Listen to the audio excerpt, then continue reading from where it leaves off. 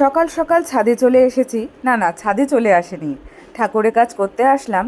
তো ভাবলাম যে কি সুন্দর আকাশটা আজকে, রোদ্দুজ্জ্বল দিন, আর বিশ্বকর্মা পূজাও তার সাথে আছে, বেশ ভালো লাগছে। বিশ্বকর্মা পূজার দিন জানো তো ঘুড়ি ওড়ানোর নিয়ম আছে একটা। গুড মর্নিং বন্ধুরা, শুভ সকাল। তোমরা কেমন আছো? আশা করি ভালোই আছো, আমি ভালো আছি। তো চলো আজকের ব্লগটা দেখতে থাকো। আজকে হচ্ছে মঙ্গলবার, আবার একটা নতুন ব্লগ নিয়ে হাজির হয়ে গেছি তোমাদের সামনে। আশা করি আজকের ব্লগটা বেশ ভালোই লাগবে। তো আজকে তো বিশ্বকর্মা পূজা, তো বিশ্বকর্মা পূজার অনেক অনেক শুভেচ্ছা তোমাদের সবাইকে। তো আমাদের এক জায়গায় ইনভাইট আছে। তো আগেরবারও ছিল, হাজব্যান্ড গেছিলো, এবার আমিও যাব। তো নিমন্ত্রণ, দুপুরবেলায় নিমন্ত্রণ আছে খিচুড়ি প্রসাদ খাওয়ার। তো যাই হোক, চলো দেখতে থাকো ব্লগটা। কাজকর্মগুলো চটপট করে করে নিই, তারপরে তো যাব। আমি বেশি খুব একটা দূর নেই এখান থেকে, এখানেই আশিগড় বলে।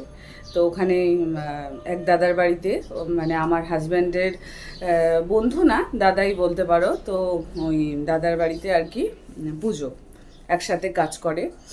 তো ওখানে হচ্ছে যাব। তো সকালে উঠে চাটা খাওয়া হয়ে গেল। এখন হচ্ছে গলাটা তো খুসখুসানি এখনও কমেনি, মানে কি বলো তো, মাঝে মাঝে এখন অনেকটাই আর কি ঠিক আছি আগের তুলনায়। তাও মাঝে মাঝে কাশিটা হবেই, মাঝে মাঝে তো একটু একটু হচ্ছেই। আজকে সকাল থেকে বেশ ভালো পরিমাণে আর কি রোদ্দু দিয়েছে। কালকেও বৃষ্টি বৃষ্টি ওয়েদার, কীরকম মেঘলা, বৃষ্টি হয়নি কিন্তু মেঘলা মেঘলা একটা ওয়েদার ছিল। তার আগের দিনও তো বৃষ্টি হয়েছে, তার আগের দিনও বৃষ্টি হয়েছে। আজকে সকাল থেকে একদম বিশ্বকর্মা পূজার যেরকম ওয়েদার থাকে, একদম রোদ্দু, মানে রোদ্দু ওঠা, একদম সেই একদম ওয়েদারটা বেশ ভালোই হয়েছে। অনেকের বাড়িতে পুজো হয়, বৃষ্টি হলে পারে ঠাকুরমশাই আসতে দেরি করবে। তো আবার গাড়ি পুজো হয়। তো আমাদের বাড়িতেও পুজো দিব, সন্দেশ দিয়ে পুজো দিব, উপাস করে পূজা দিব না, এমনি পূজা দিব।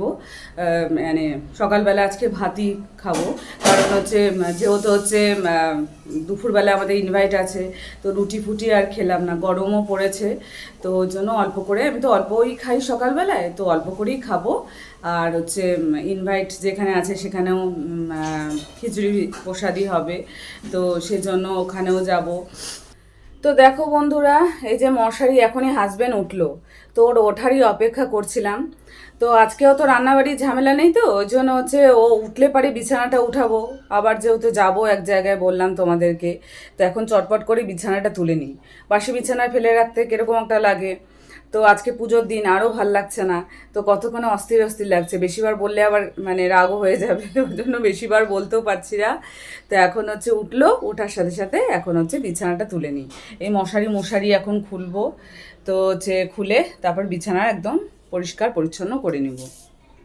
তো কালকে হচ্ছে যখন হচ্ছে ফুল গাছে জল দিই, তখন হচ্ছে জানো তো, দেখলাম যে অপরাজিতা, নীলকণ্ঠ বা অপরাজিতা ফুলের যেই গাছটা আর কি 50 টাকাতে কিনে এনেছিলাম, তো ফুল তো হচ্ছিল না। তো গাছটা এখন বড় হবে, তারপর তো ফুল হবে, যাই হোক ওয়েট তো করতে হবে। তো এবার কালকে যখন গাছে জল দিই, তখন দেখছি কি একটা ফুল ফুটেছে। মানে কালারটা এত সুন্দর, মানে আমি প্রথমে দেখিনি, বুঝলি তো, গাছটা জল দিচ্ছি, তারপর কোনার মধ্যে একদম লুকিয়ে আছে ফুলটা। দেখে যে এত কি ভাল লাগছে কি বলবো, মানে নিজে গাছটা বুনেছি, বড় হয়েছে, এখন আবার ফুলও দিচ্ছে, খুব ভাল লাগছে। তো কি বলতো, কালারটা হচ্ছে মানে নীলকণ্ঠ যেরকম, মানে নীল একটা কালার হয়, সেই কালারটা না, এটা হচ্ছে হালকা আকাশি আকাশি কালারের। কি রে, ঠাকুরের কাজ করছিস অভি? তো আকাশি আকাশি কালারের, আর মাঝখানটা সাদা। তো এরকম হচ্ছে ফুলটা হয়েছে। তো ভাবছিলাম একবার তুলবো কি তুলবো না, তো তারপর ভাবলাম গাছের প্রথম ফুল, তো ওই জন্য তুলেছি। তো তুলে যে শিব ঠাকুরকে দিয়েছি। তো জানি না, এখন হয়তো শুকিয়ে গেছে ফুল, মানে নীলকণ্ঠ অপরাজিতায় ফুলগুলো শুকিয়েই যায়। তো তারপরে এত ভাল লাগছে কি বলবো তোমাদেরকে, তো ভাবলাম যে তোমাদেরকেও বলি এই কথাটা। মানে গাছের মানে প্রথম ফুল একটা ফুটলো। তো মানে মানে প্রথমে যদি দেখতাম তাহলে পরে, কালকে তো ব্লগ করিনি, তো এবার হচ্ছে প্রথমে যদি দেখতাম তাও হচ্ছে ভিডিও করা যেত। এবার ওই পাশে চলে গেছি, তো চলে গিয়ে মানে গা হাত পা একদম নোংরা বালি বালি হয়ে গেছে, তারপরে তো আর ঘরে আসা যায় না। তো এবার হচ্ছে তখন দেখলাম, দেখে ফুলটাকে তুললাম। তো খুব ভাল লাগছে আমার গাছের প্রথম ফুল, তোমাদেরকে দেখাতে পারলে আরও বেশি ভালো লাগতো, কিন্তু কি করা যাবে, আবার তো ফুল ফুটবে, তখন তোমাদেরকে দেখ।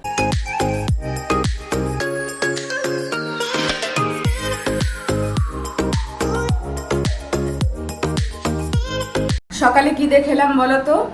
ভাত নিয়েছি, ঘি নিয়েছি, কাঁচা লঙ্কা নিয়েছি আর বেগুন ভাজা।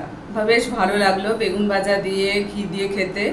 আমার শুকনা শুকনাই ভালো লাগে বেশি খেতে, অত ঝোল টোল ডাল টাল অত ভালো লাগে না। তো শুকনা শুকনা করেই মেখেছি, বেশ ভালো লাগলো। এক হাতেই নিয়েছি, অল্প করেই খেয়েছি।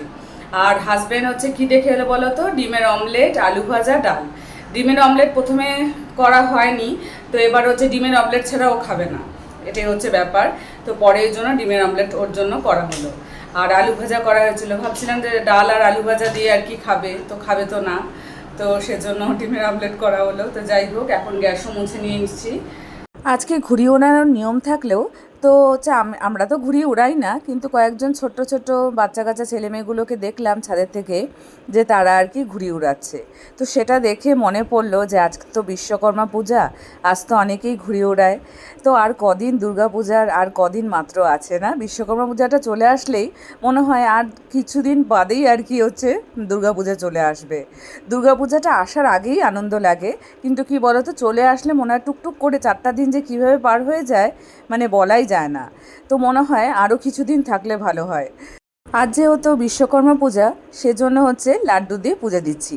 আমাদের এই ঠাকুরগুলোর মধ্যে বিশ্বকর্মা ঠাকুরও আছে, তো তোমাদেরকে দেখাতে পারছি কিনা জানি না, আছে তো। তো আমার বাপের বাড়িতে তো বিশ্বকর্মা পূজা বেশ বড় করে আর কি হয়। আমি ছোটোবেলা থেকেই দেখছি যে বেশ বড় করে মানে বিশ্বকর্মা পূজা হয়। রাত্রিবেলায় খিচুড়ি প্রসাদ, সেই রাত্রি 11টা পর্যন্ত লোকজন আসে, পাড়ার প্রতিবেশী, আত্মীয় স্বজন সবাই আর কি বলতে পারো, অনেক লোকজনও হয়।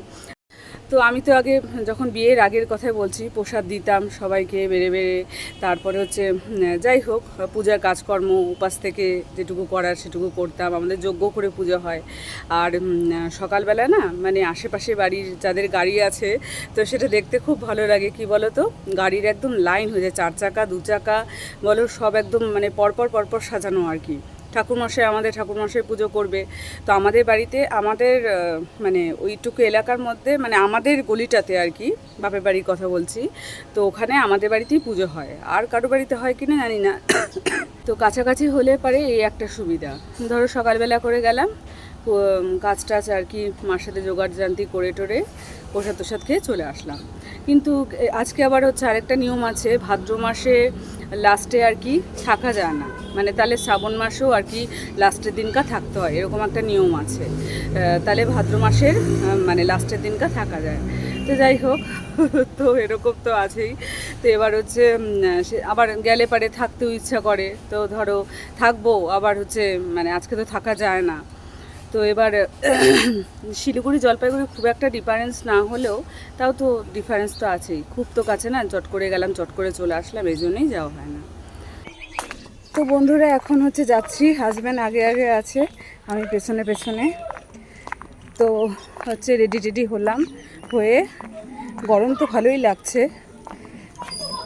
তো তারপরে এখন হচ্ছে এই যে আমাদের সাথে সাথে আরেকজনও আর কি চলে আসছে। এতটা রাস্তা কে বলো তো, আমাদের সামনে বসে থাকে যে কুকুরটা, ও এতখানি অবধি আর কি ও হচ্ছে আমাদেরকে পৌঁছে দেয়, তারপরে আবার চলে যায়। টোটো পাওয়া যাবে নাকি এই সময়? গরম। কয়টা বাজে বলো তো এখন? 2:30 বাজে না, ওই 2টা 10-15 হবে। তো চলো যাই, ওখানে গিয়ে তোমাদেরকে দেখাবো।